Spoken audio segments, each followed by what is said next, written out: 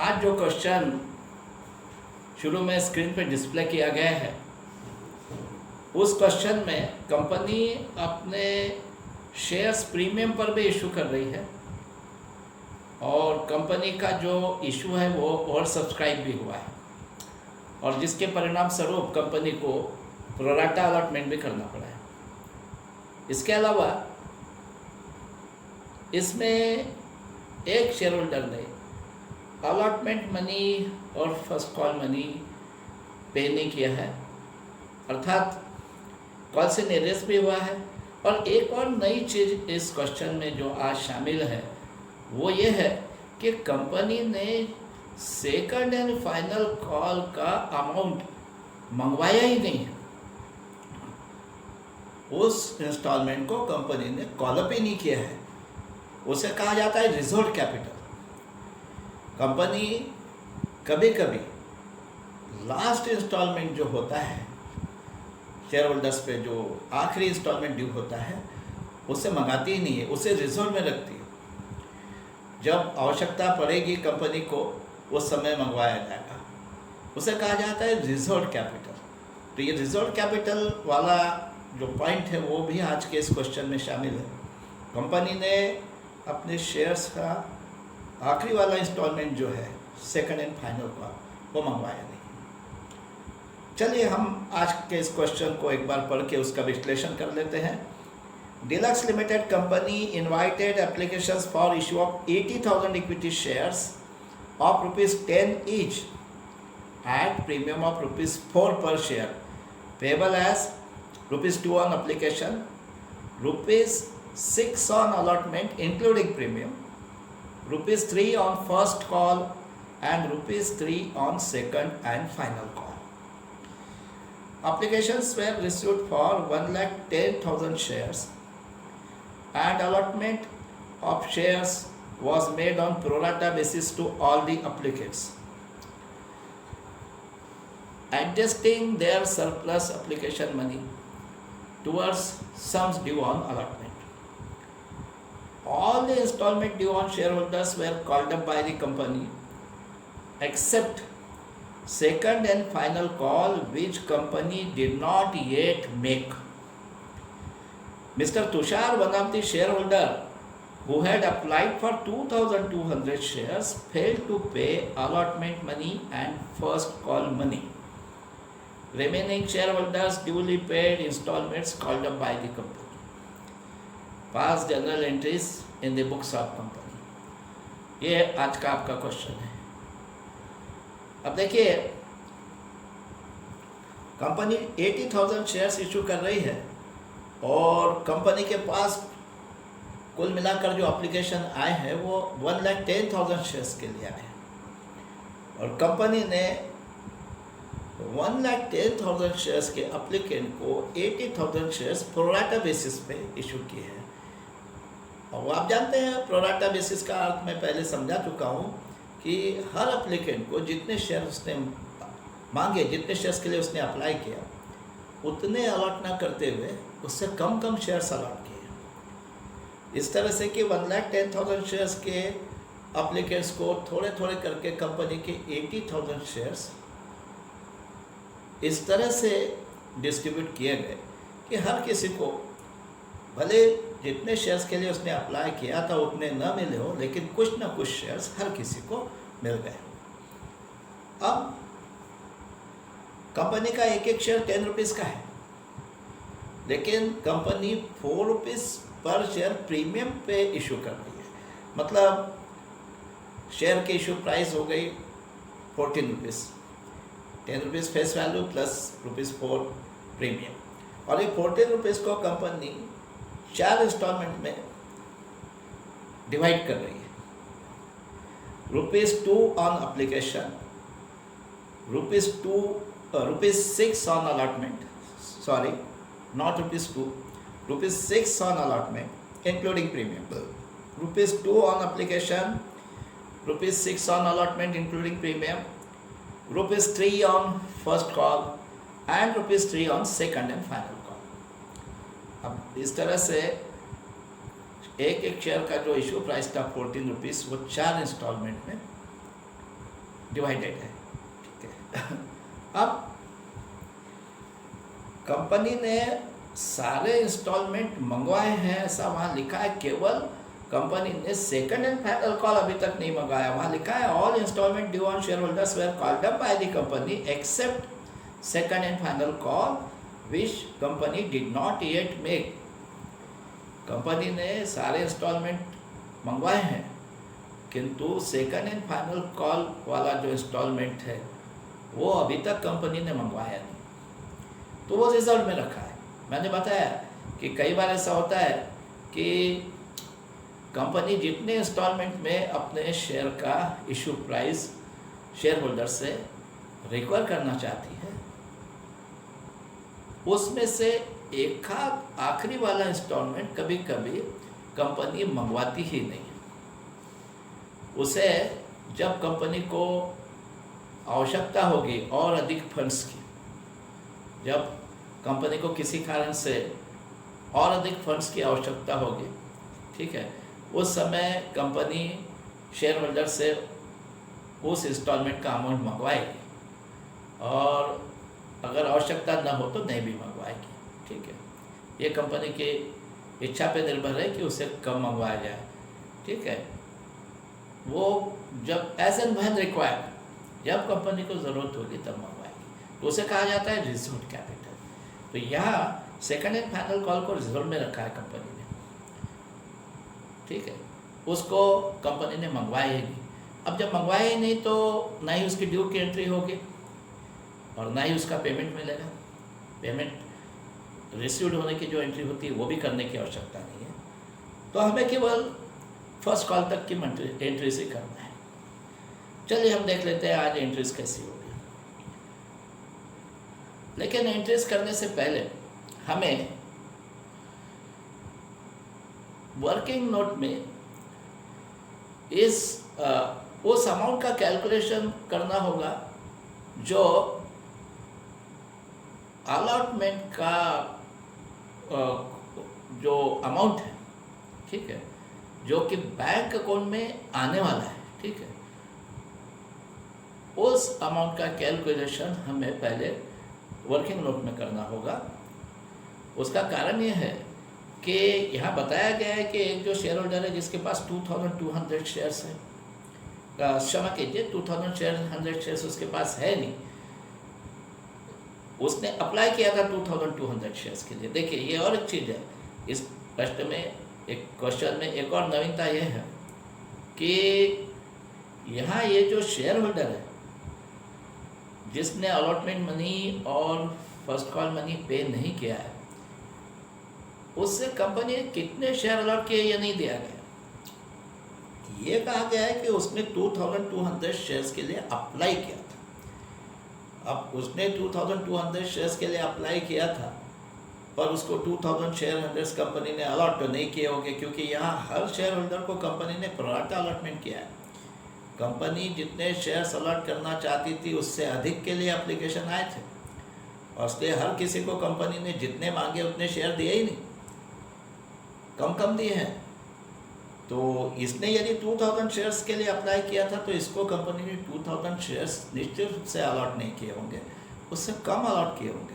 और जितने shares actually company ने इससे अलॉट किए होंगे उतने ही शेयर पे कंपनी इससे अलॉटमेंट मनी और फर्स्ट कॉल मनी लेने का अधिकार रखती थी, और इसका मतलब उतने शेयर पे फर्स्ट अलॉटमेंट मनी और फर्स्ट कॉल मनी ड्यू हो रहा था, और वो ऐसा कहा गया है कि इसने नहीं भेजा।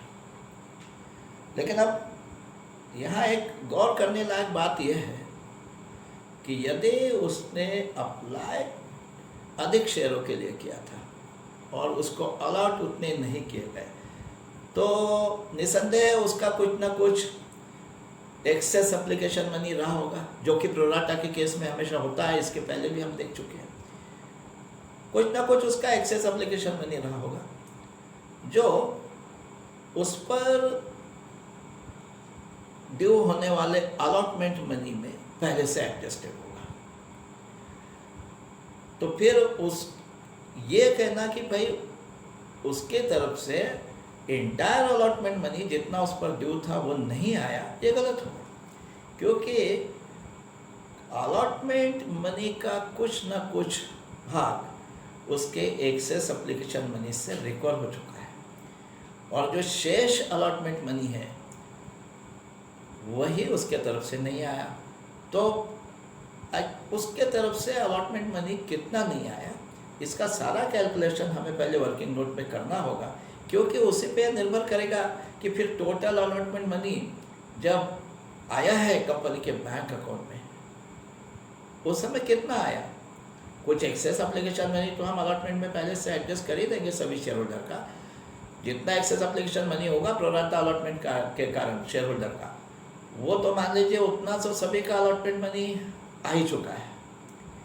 लेकिन शेष जो अलॉटमेंट मनी शेयर होल्डर पे आना बकाया है, जो बाद में जब कंपनी अलॉटमेंट वाला इंस्टॉलमेंट कॉलअप करेगी और उसके बाद वो जो शेष अलॉटमेंट मनी सारे शेयर होल्डर कंपनी के बैंक अकाउंट में जमा करेंगे, उस समय बैंक अकाउंट में कितना अलॉटमेंट मनी आएगा, इसका कैलकुलेशन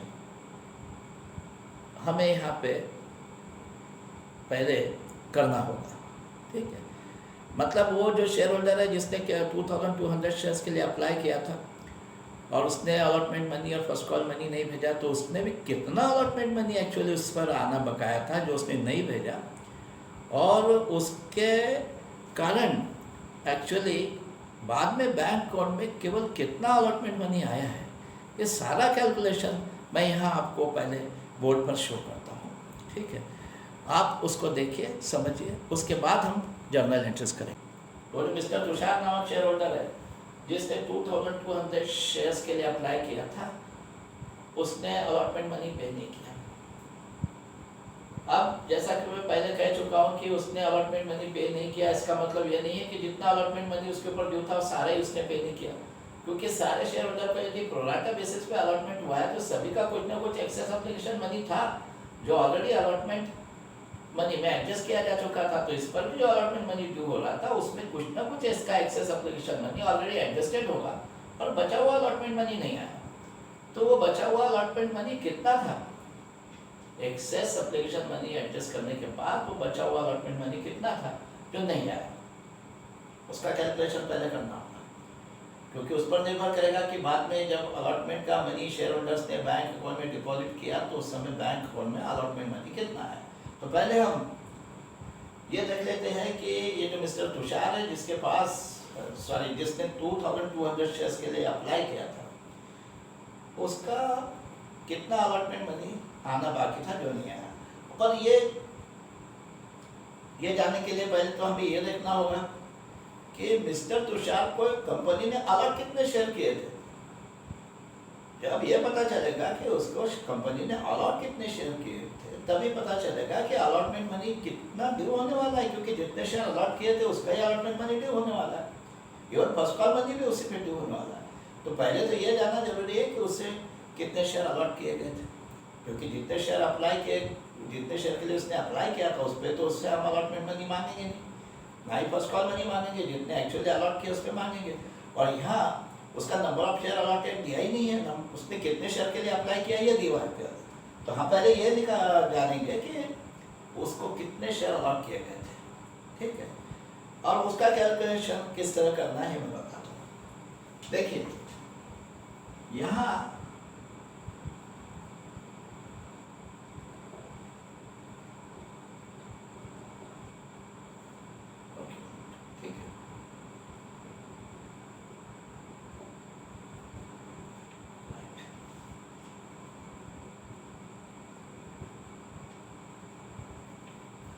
ये मैंने यहाँ पे ऐसा मान लीजिए कि दो कॉलम यहाँ बनाए, एक अप्लाइड एक अलॉटेड। अप्लाइड का मतलब share applied, number of share applied, allotted का मतलब नंबर ऑफ शेयर अलॉटेड। और यहाँ मैं लिख रहा हूँ टोटल। अब ये total number of share applied कितना है, टोटल अप्लाइड। तो देखिए कंपनी के पास टोटल 1,10,000 शेयर्स के लिए एप्लीकेशन आए थे, मतलब total number of share applied है 1,10,000। और कंपनी ने टोटल कितने शेयर अलॉटेड किए, total number of shares allotted, तो कंपनी के पास केवल 80,000 शेयर्स थे। 1,10,000 शेयर्स के एप्लीकेंट को 80,000 अलॉट किए, तो टोटल अलॉटेड 80,000। अब ये जो मिस्टर तुषार है, ये इन्हीं शेयर होल्डर में से है जिन लोगों ने 1,10,000 शेयर्स के लिए अप्लाई किया था और जिनको 80,000 अलॉट किए गए थे, इन्हीं में से एक है। अब इसने कितने शेयर के लिए अप्लाई किया था वो तो दिया है क्वेश्चन में, पर इसे कितने शेयर कंपनी ने अलॉट किए वो नहीं दिया है, वो हमें निकालना है। मतलब नंबर ऑफ शेयर अप्लाई किया है, इसका नंबर ऑफ शेयर अलॉटेड निकालना है। उसके लिए क्या करें, तो अब यहाँ पे जैसा आपने लिखा टोटल अप्लाइड 1,10,000, टोटल अलॉटेड 80,000। अब यहाँ पे नीचे लिखिए मिस्टर तुषार। अब मिस्टर तुषार ने अप्लाई कितने शेयर के लिए किया था, उसका नंबर ऑफ शेयर अप्लाइड आपको दिया है, वो है 2,200। तो ये अप्लाइड के नीचे आप लिख लीजिए 2,200। और उसको अलॉट कितने किया है कंपनी ने, उसका नंबर ऑफ शेयर अलॉटेड नहीं दिया है, तो ऐसा एज्यूम करो कि उसका number of share allotted x है और यहाँ पे लिख लो x। अब आपको क्या करना है, इस x का वैल्यू निकालना है, क्योंकि हमने ऐसा एज्यूम किया कि मिस्टर तुषार को जो जितने शेयर अलॉटेड है उसका मतलब उसका नंबर ऑफ शेयर अलॉटेड है x, ठीक है। और अगर इस x के वैल्यू हम निकाल लेते हैं तो हमें पता चल जाएगा कि मिस्टर तुषार का नंबर ऑफ शेयर अलॉटेड कितना है। अब इसके वैल्यू कैसा निकालना है, आपको ये 1,10,000 का और x का क्रॉस मल्टीप्लिकेशन करना है और इस 2,200 का और 80,000 का क्रॉस मल्टीप्लिकेशन करना है। अब क्रॉस मल्टीप्लिकेशन से क्या हासिल होगा आपको, ये 1,10,000 इंटू x, ये हो जाएगा 1,10,000 x इज इक्वल टू 80,000 और 2,200 का मल्टीप्लिकेशन करोगे तो 80,000 इंटू 2,200, ठीक है। देखिए 1,10,000 इंटू x 1,10,000 x और ये 80,000 और 2,200 इनका मल्टीप्लिकेशन हो गया 80,000 into 2,200। 1,10,000 x is equal to 80,000 into 2,200. Therefore, x is equal to 80,000 into 2,200 upon 1,10,000. आप इस कैलकुलेशन को अगर आप पूरा करेंगे तो आपको पता चलेगा कि नंबर ऑफ शेयर अलॉटेड कितना है इसका। देखिए तो ये आ रहा है 1600, इस x का वैल्यू 1600 आ रहा है और x हमने किसको एज्यूम किया था, मिस्टर तुषार का जो नंबर ऑफ शेयर अलॉटेड है हमने माना था वो x है और उस x का जब हमने वैल्यू फाइंड आउट किया तो वो आ रहा है 1600। इसका मतलब मिस्टर तुषार का नंबर ऑफ शेयर अलॉटेड 1600 है, यानी कंपनी ने उसको केवल 1600 शेयर अलॉट किए थे, 1600। उसने अप्लाई भले 2,200 शेयर्स के लिए किया था, लेकिन प्रोराटा बेसिस में कंपनी ने उसको ओनली 1,600 शेयर्स अलॉट किए थे। अब इस कैलकुलेशन को एक बार आप अच्छी तरह से देख लीजिए और इसे अपने नोटबुक में कॉपी कर लीजिए, फिर मैं आगे समझाता हूँ आपको। फिर मैं एक बार फिर से आपको थोड़ा सा रिपीट कर देता हूँ किस तरह से मैंने कैलकुलेशन किया है। मैंने यहाँ total number of shares applied लिखे 1,10,000, सारे शेयर होल्डर ने कितने शेयर के लिए अप्लाई किए और सभी शेयर होल्डर को कंपनी ने टोटल कितने अलॉट किए 80,000। फिर उसमें से मिस्टर तुषार जो एक शेयर होल्डर है, ठीक है, जिसने कहा गया है कि अलॉटमेंट मनी और फर्स्ट कॉल मनी नहीं पे किया, उसने कितने शेयर के लिए अप्लाई किया था जो कि क्वेश्चन में दिया है वो हमने यहाँ लिख दिया 2,200 और क्योंकि उसका नंबर ऑफ शेयर अलॉटेड ये पता नहीं है तो उसको हमने मान लिया x है और फिर इस 1,10,000 का x से क्रॉस मल्टीप्लिकेशन किया, यानी 1,10,000 इंटू x 1,10,000 x और इस 80,000 और 2,200 का भी क्रॉस मल्टीप्लिकेशन किया, 80,000 इंटू 2,200, ठीक है। अब फिर वो कैसा हो गया, इक्वेशन कैसा हो गया आपका, 1,10,000 x is equal to 80,000 into 2,200.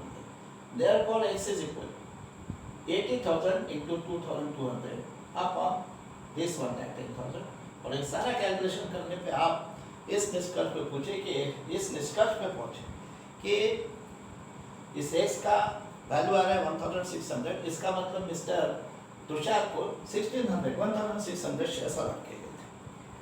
अब देखिए यदि उसे 1,600 शेयर्स अलॉट किए गए थे तो उस पर अलॉटमेंट मनी भी ड्यू 1600 का ही होगा, फर्स्ट कॉल मनी भी ड्यू 1600 का ही होगा।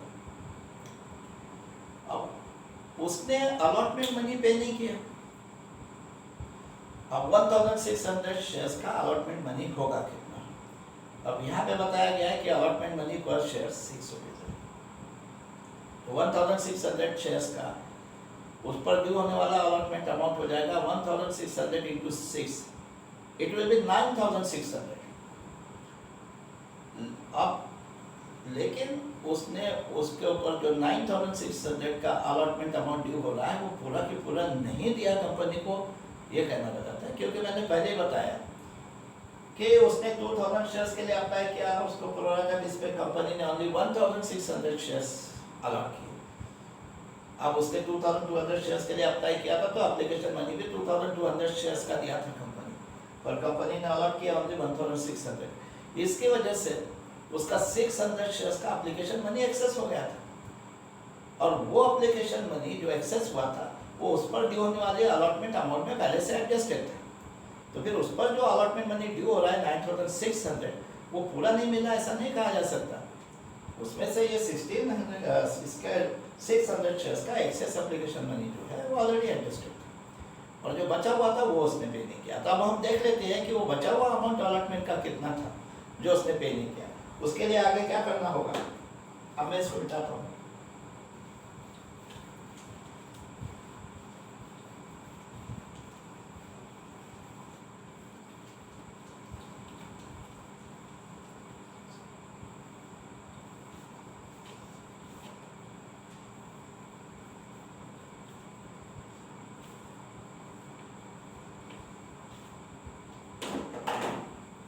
देखिए, अब यहां पे पहले हम लिखेंगे टोटल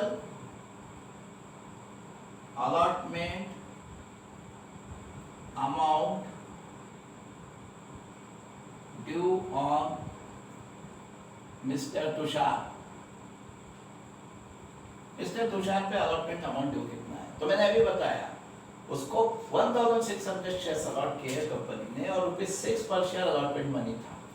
तो 1600 शेयर्स इनटू ₹6, 9600 उसके ऊपर अलॉटमेंट मनी ड्यू था। लेकिन अब उसका एक्सेस एप्लीकेशन मनी था कुछ, जो ऑलरेडी इस 9600 के अलॉटमेंट मनी में एडजस्टेड। तो उतना तो वैसे भी पहले से मान लीजिए कि कंपनी के पास आ ही चुका था, तो अब उतना अमाउंट तो वैसे भी बाद में अलॉटमेंट का कम पे करने वाला था। तो फिर बचा कितना था अलॉटमेंट का उसके तरफ आने का, वो हमें ज्ञात करना है। तो फिर पहले इसका जो एक्सेस एप्लीकेशन मनी हुआ होगा जो इस अलॉटमेंट के अमाउंट में एडजस्टेड था, वो यहाँ माइनस करके बताना पड़ेगा। अब एक्सेस एप्लीकेशन मनी कितना रहा होगा उसका, देखिए वो भी मैं यहाँ बता देता हूँ। यहाँ हम लिखते हैं minus is excess application money already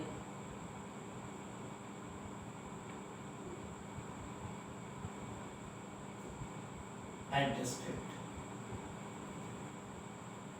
Is excess application money already adjusted towards allotment money? Allotment money में उसका एक्सेस एप्लीकेशन मनी जो ऑलरेडी एडजस्टेड था वो यहाँ हम इसमें से माइनस करेंगे, तब पता चलेगा कि कितना अलॉटमेंट मनी बकाया था उसके तरफ आना और वो नहीं आया। अभी एक्सेस एप्लीकेशन मनी कितना था उसका जो अलॉटमेंट मनी में एडजस्टेड था, वो कैसा निकालेंगे? उसने टोटल अप्लाई किया था 2200 शेयर्स के लिए, और कंपनी ने उससे अलॉट किए केवल 1600 शेयर्स। तो फिर उसका 600 शेयर्स का एप्लीकेशन मनी एक्सेस हो रहा था। 600 शेयर्स का application money, not ₹600, 600 number of shares है जिनका एप्लीकेशन मनी एक्सेस हो रहा था।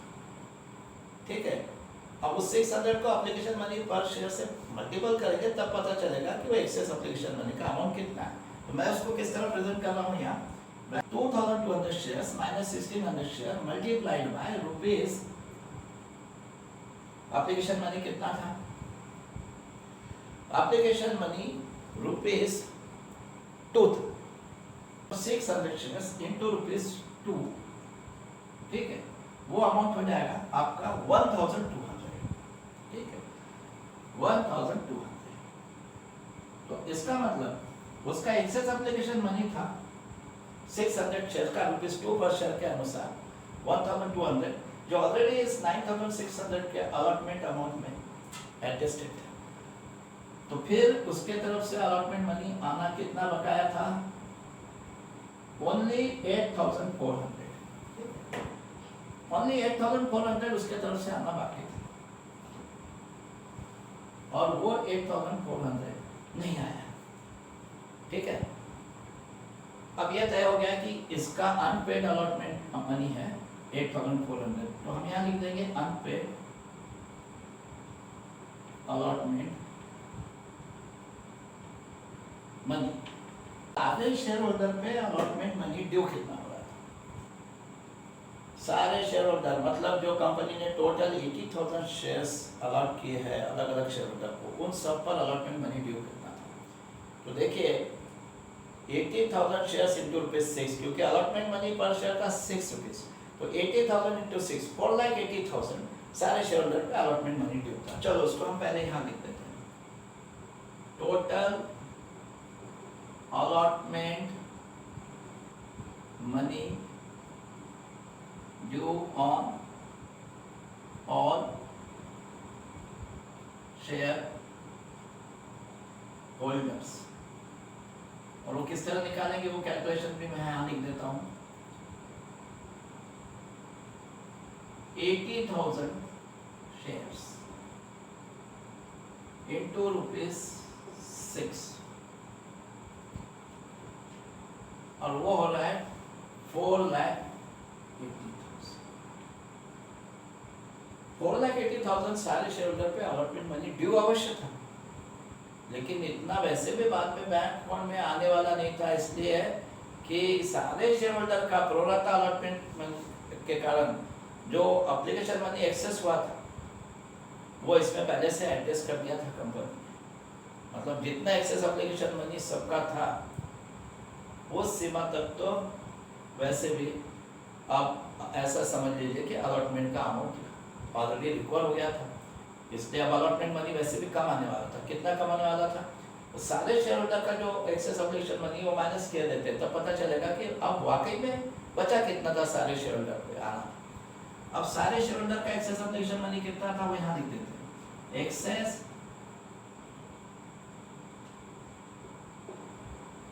application money of all shareholders. वो कैसा निकाले, सभी शेयर होल्डर ने कुल मिला के 1 लाख शेयर्स के लिए अप्लाई किया, 1,10,000 शेयर्स के लिए अप्लाई किया था, नॉट 1 लाख, सारे शेयर होल्डर ने 1,10,000 शेयर्स के लिए अप्लाई किया था, और कंपनी ने केवल 80,000 शेयर्स उनको इशू किए थे। इसका मतलब सबका 30,000 शेयर्स का एप्लीकेशन मनी एक्सेस था। देखिए 1,10,000 शेयर्स माइनस 80,000 शेयर्स, ये 1,10,000 क्या है, सारे शेयर होल्डर ने टोटल जितने शेयर के लिए अप्लाई किया था वो है, और कंपनी ने उनको कुल मिला के जितने शेयर्स इशू किए वो है 80,000। 1,10,000 minus 80,000 shares into ₹2, application money excess हुआ था और एप्लीकेशन मनी ₹2 पर शेयर था।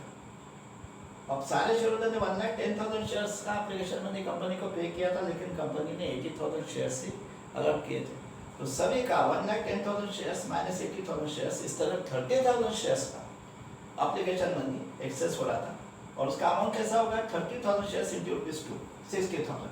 तो ऐसा मान लीजिए कि सारे शेयर होल्डर का एक्सेस एप्लीकेशन मनी 60,000 ऑलरेडी इस अमाउंट में एडजस्टेड था, तो फिर बचा कितना था आना, 4 लाख, ओनली 4,20,000 सभी शेयर होल्डर से आना बकाया था। Unpaid allotment money of mister Tushar 8,000, ठीक है। अब ये 8,400 इसमें से माइनस करने के बाद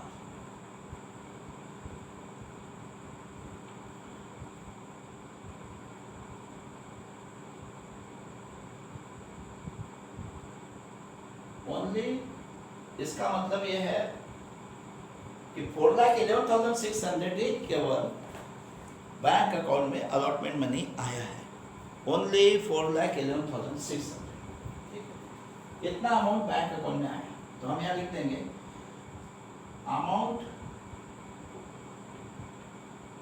receive in bank account on allotment. तो ये तय हो गया कि अलॉटमेंट का मनी जब बैंक अकाउंट में आया केवल 4,11,600 आया। तो लगभग सारे कैलकुलेशन जितने आवश्यक थे वो हमने कर लिए, ठीक है। अब हमें एंट्रीज करना है, तो आप एक बार ये सारे कैलकुलेशन देख लीजिए और इसे अपने नोटबुक में लिख लीजिए, ठीक है। और उसके बाद मैं एंट्रीज आरंभ करता हूँ।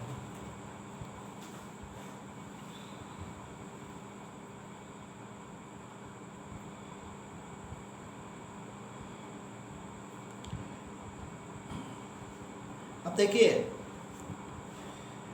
फर्स्ट एंट्री कैसी होती है, जब कंपनी के बैंक अकाउंट में एप्लीकेशन मनी आता है तो एंट्री होती है bank account debit to equity share application account. और इसका अमाउंट कैसे कैलकुलेट करते हैं, number of share supplied multiplied by application money per share. तो अब आज के इस क्वेश्चन में नंबर ऑफ शेयर अप्लाइड है 1,10,000 और एप्लीकेशन मनी है ₹2 पर शेयर। तो 1,10,000 इंटू 2,20,000 की एंट्री होगी। तो मैं ये एंट्री अब यहाँ पे लिखूंगा। अब जनरल एंट्री शुरू करता हूँ मैं।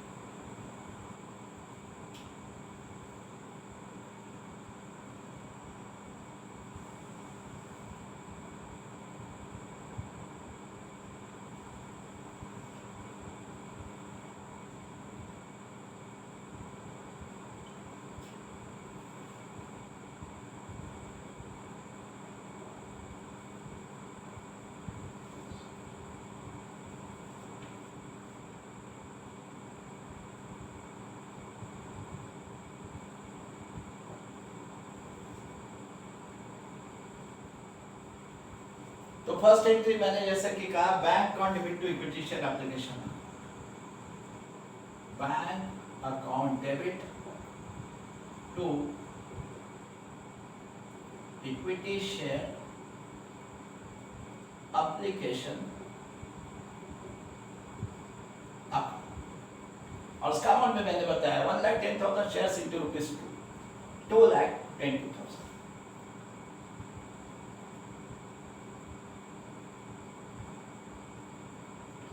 ये हो गई बैंक अकाउंट में एप्लीकेशन मनी रिसीव करने की।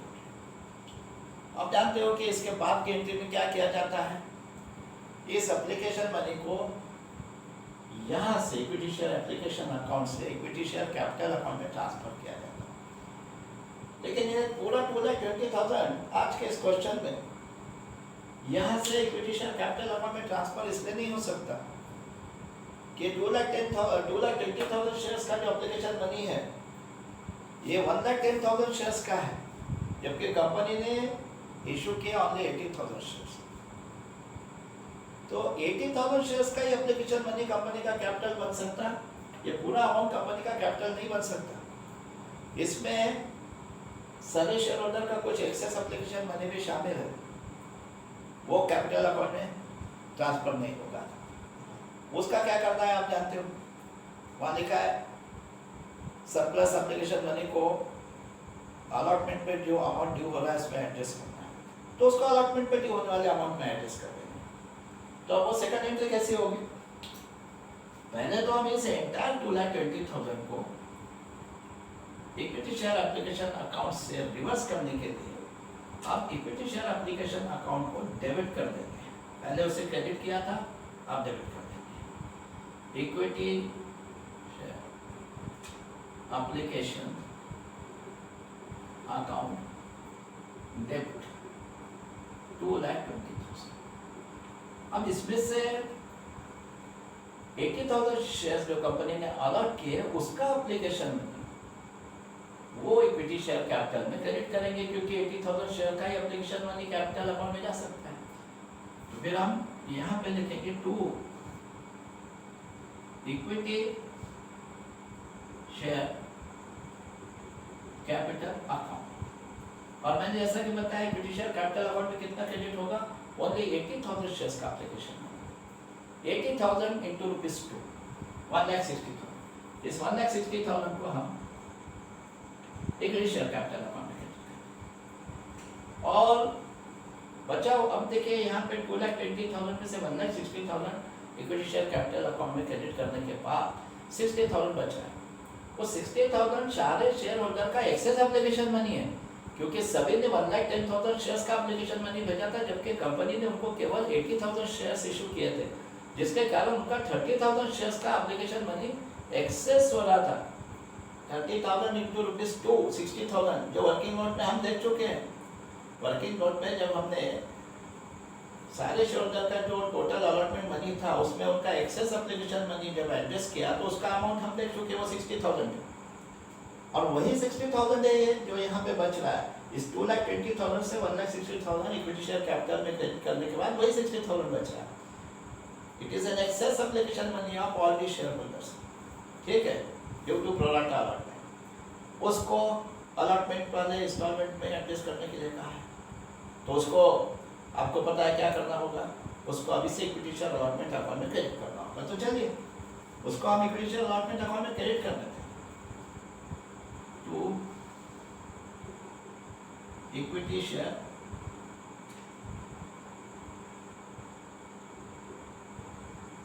Allotment account 60,000। तो आप देखिए एंट्री कैसी हो गई। इक्विटी शेयर एप्लीकेशन अकाउंट में 2,20,000 to equity share capital account 1,60,000 to equity share allotment account 60,000। देखिए डेबिट क्रेडिट टैली भी हो गई।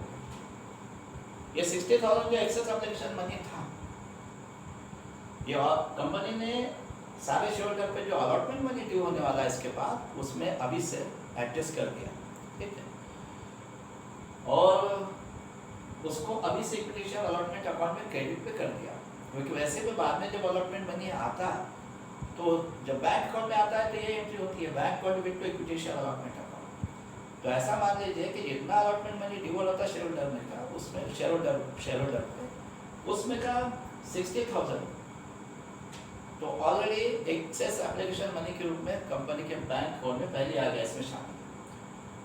अब उसको अभी से हम इक्विटी शेयर अलॉटमेंट अकाउंट में क्रेडिट पे कर देते हैं, तो इसलिए हमने उसको इक्विटी शेयर अलॉटमेंट अकाउंट में क्रेडिट कर दिया। अब इसके बाद ये एप्लीकेशन मनी की 2 एंट्रीज हो गई। इसके बाद अलॉटमेंट मनी ड्यू हो रहा है। अलॉटमेंट मनी ड्यू की एंट्री कैसी होती है? यदि उसमें प्रीमियम इंक्लूड है, जैसे आज के इस क्वेश्चन में अलॉटमेंट मनी में 4 रुपीज प्रीमियम इंक्लूड है, 6 रुपीज पर शेयर जो अलॉटमेंट मनी है उसमें 4 रुपीज प्रीमियम का इंक्लूड है। और जब प्रीमियम इंक्लूड होता है तो एंट्री कैसी होती है? Equity share allotment account debit,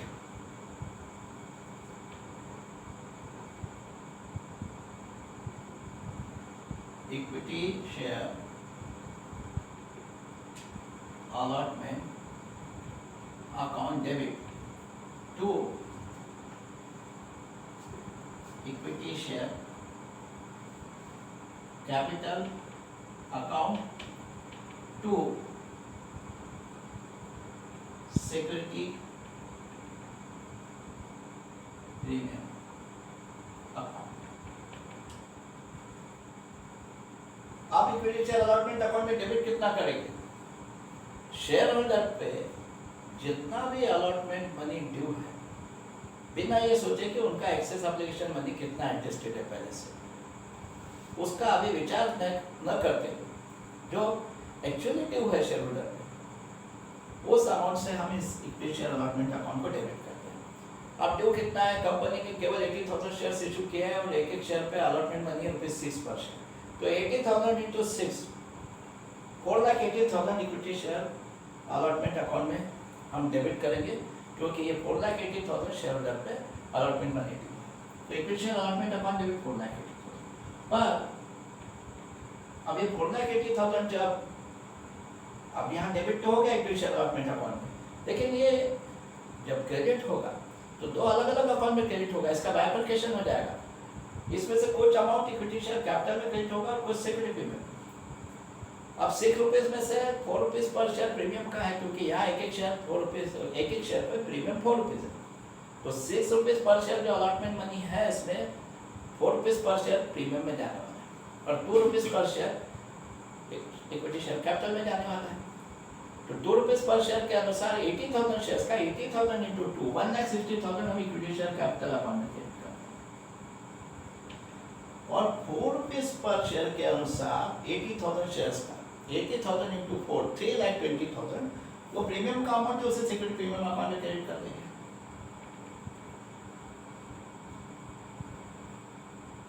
देखिए equity share allotment account debit 4,80,000 to equity share capital account 1,60,000 to security premium account 3,20,000। ये हो गए आपके अलॉटमेंट मनी ड्यू की एंट्री। अब इसका आप ये अलॉटमेंट मनी ड्यू की एंट्री होने के बाद नरेशन आप लोग लिखते रहिएगा। आप नरेशन लिखने की आपको प्रैक्टिस हो जाना चाहिए। इसके पहले के लेक्चर्स में how to write in narrations ये मैं विस्तार पूर्वक बता चुका हूँ, इसलिए आज मैं किसी भी एंट्री का नरेशन नहीं बता रहा हूँ। अब देखिए एप्लीकेशन मनी के बैंक अकाउंट में रिसीव होने से लेकर अलॉटमेंट मनी के ड्यू होने तक की सारी एंट्रीज हो गई। इनको एक बार ठीक से देख लीजिए।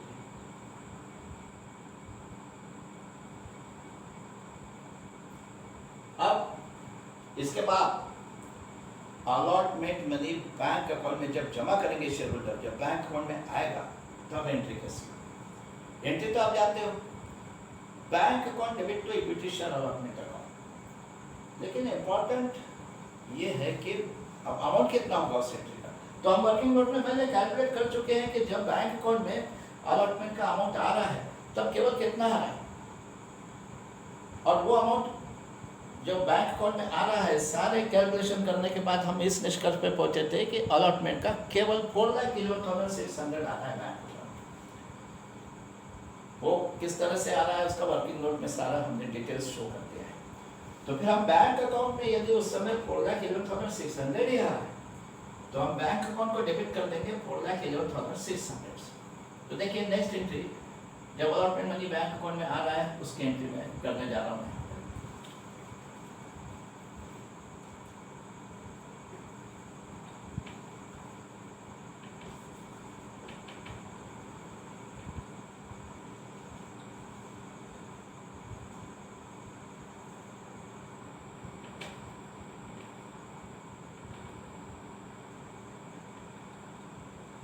देखिए bank account debit 4,11,600,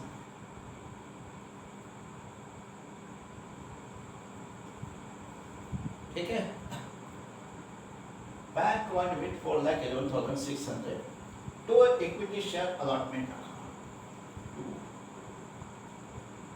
equity share allotment account 4,11,600।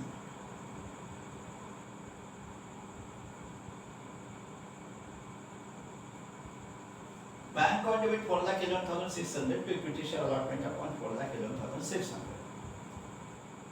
अब अगर आप इक्विटी शेयर अलॉटमेंट अकाउंट की पोजीशन देखेंगे तो आप ये पाएंगे कि उसको हमने सेकंड एंट्री में ऑलरेडी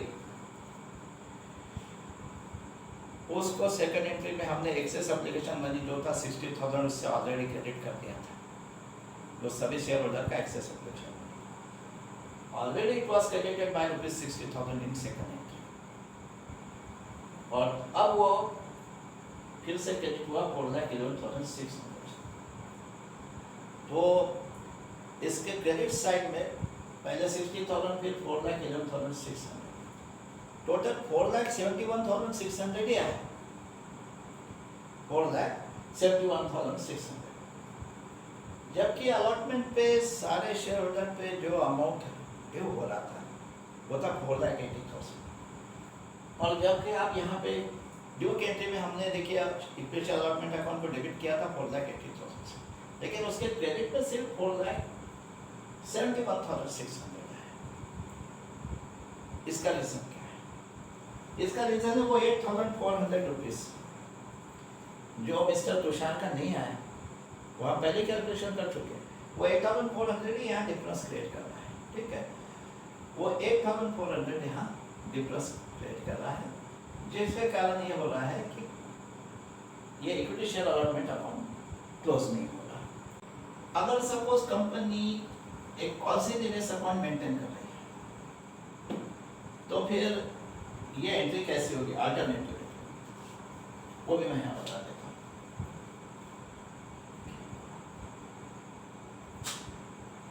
अल्टरनेटिव एंट्री ये कब की जाएगी? यदि company policy release account maintain कर रही है। अब ऐसे एंट्री में, इस अल्टरनेटिव एंट्री में भी बैंक अकाउंट में इतनी अमाउंट से डेबिट किया जाएगा जितना यहाँ डेबिट किया गया, क्योंकि बैंक में जितना आ रहा है एक्चुअली अमाउंट उतने से डेबिट होगा। Bank account debit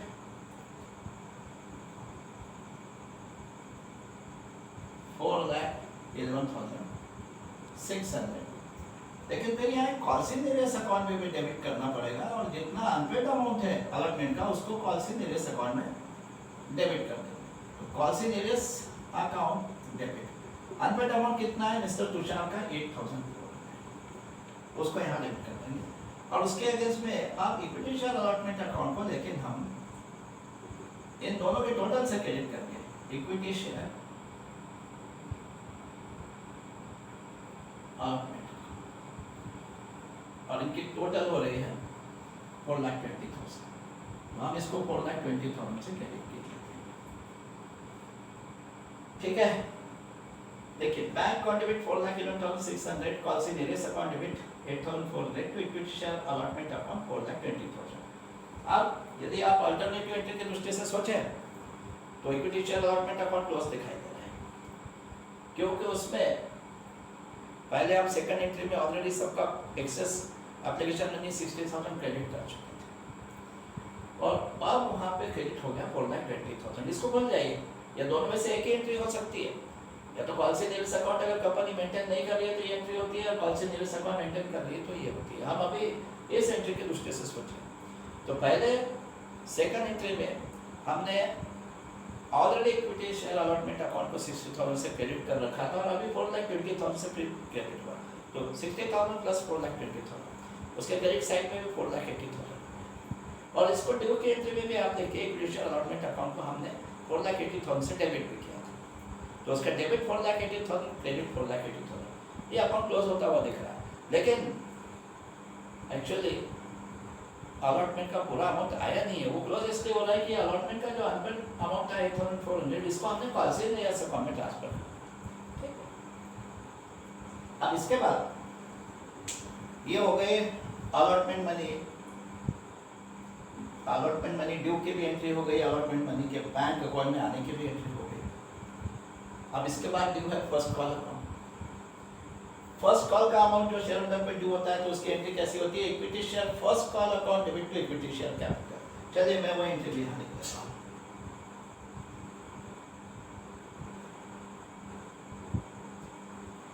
equity share first call account debit to equity share capital account. और इसका अमाउंट कितना होगा? जितना शेयर होल्डर पे फर्स्ट कॉल का अमाउंट ड्यू होता है उतना इस एंट्री का अमाउंट होगा। अब फर्स्ट कॉल पे पर शेयर ₹3 ड्यू, तो टोटल 80,000 शेयर जो कंपनी ने इशू किए हैं उसका अमाउंट हो जाएगा 80,000 इंटू 3, 2,40,000। तो हम equity share first call account को 2,40,000 से डेबिट कर देंगे और इक्विटी शेयर कैपिटल अकाउंट को भी 2,40,000 से डेबिट कर देंगे। Equity share first call account debit 2,40,000, equity share capital account 2,40,000। ये फर्स्ट कॉल मनी ड्यू होने की एंट्री। और जब फर्स्ट कॉल मनी आएगा बैंक अकाउंट में, तब आप जानते हो कैसे एंट्री होती है, bank account debit to equity share first call. लेकिन वहाँ अमाउंट कौन सा लिखेंगे, जितना एक्चुअली फर्स्ट कॉल का अमाउंट आ रहा है बैंक अकाउंट। और फर्स्ट कॉल का 2,40,000 तो आया नहीं बैंक अकाउंट में, क्योंकि मिस्टर तुषार ने फर्स्ट कॉल का भी अमाउंट पे नहीं किया। मिस्टर तुषार के पास कितने शेयर्स हैं? मिस्टर तुषार को 1,600 शेयर्स अलॉट किए हैं कंपनी। उसका कैलकुलेशन हम वर्किंग नोट में बता चुके। तो 1,600 शेयर्स का ही फर्स्ट कॉल मनी लेना था उससे, जो नहीं आया। अब फर्स्ट कॉल मनी है पर शेयर ₹3, तो 1,600 शेयर्स का हो गया 1,600 इंटू ₹3, 4,800। तो इसका मतलब 4,800 कमाया, ये 2,40,000 में से 4,800 नहीं आया, 4,800 कमाया। तो फिर कितना आया बैंक अकाउंट? 2,40,000 से 4,800 कम। तो 2,40,000 से 4,800 माइनस करके जितना अमाउंट आता है, उतना ही केवल फर्स्ट कॉल का अमाउंट बैंक अकाउंट में आया है। और वो अमाउंट हो रहा है 2,35,200। ठीक है, 2,35,200। 2,40,000 से आप 4,800 माइनस करके देखिए, 2,35,200 बैंक अकाउंट में आ रहा है। तो हम उसकी एंट्री कैसे करेंगे? अब ये एंट्री मैं बैठा देता हूँ।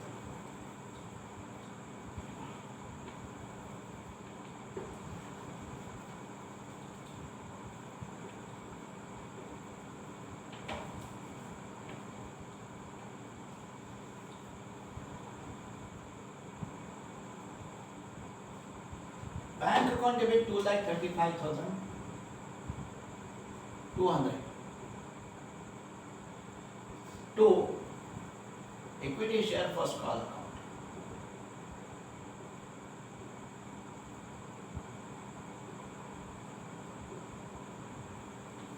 $2,35,200. Bank account debit 2,35,200 to equity share first call account 2,35,200। ये हो गई बैंक अकाउंट में फर्स्ट कॉल अमाउंट आने की एंट्री। लेकिन ये यदि कंपनी कॉल से निरस अकाउंट मेंटेन नहीं कर रही है तो ऐसे एंट्री होगी। अब अगर कंपनी कॉल से निरस अकाउंट मेंटेन कर रही है तो फिर अल्टरनेटिव एंट्री कैसी होगी? देखिए,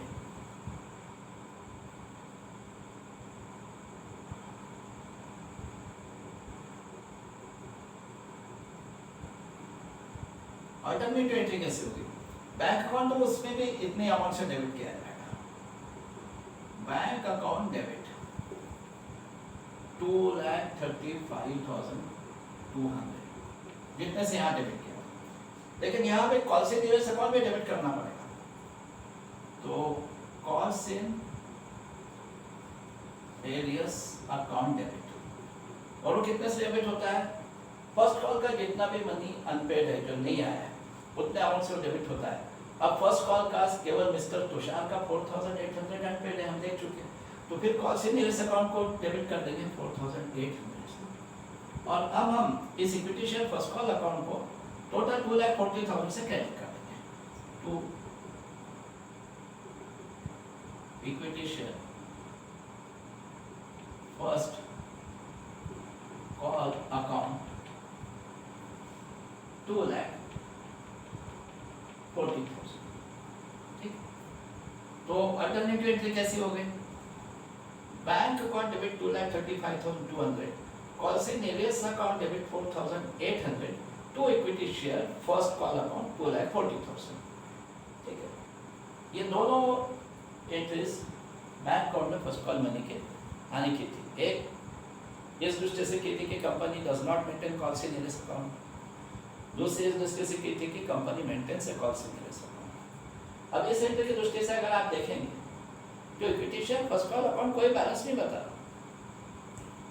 वो पूरा क्लोज हो गया।